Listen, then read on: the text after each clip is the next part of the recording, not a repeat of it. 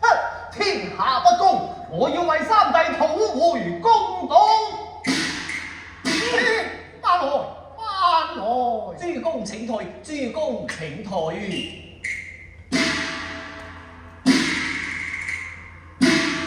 你是何人？簡爾大夫賈逵。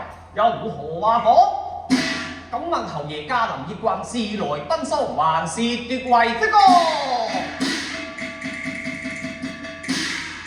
當侯爺遠離長安，帶10萬兵來，不是奪位，又為何來？不錯，想先王在日，生我兄弟4人，世子一位，曾有意立三弟子見，誰知被讒臣所阻，才立大哥。如今帝王駕崩，是王一位，便當領矣。侯爺此言差矣。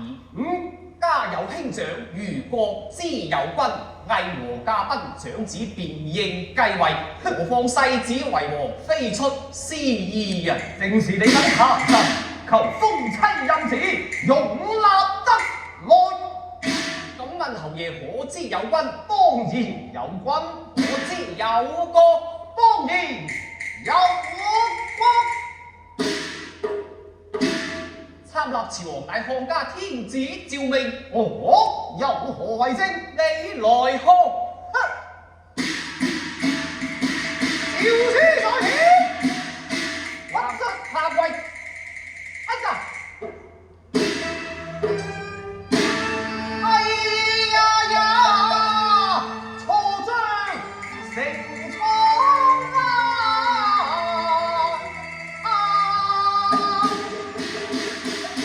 先王詔書立魏王，曹將雖勇，難抵抗，只見雖然退一步。領兵轉回長安道上。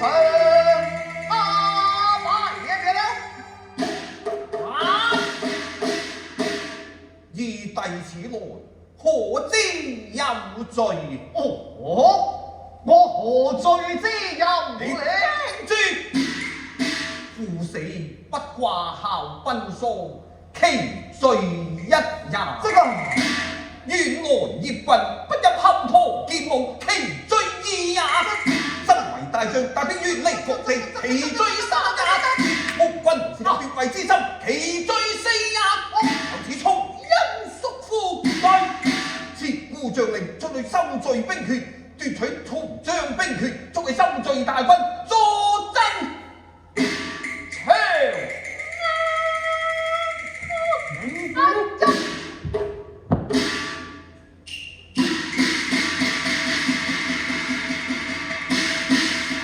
長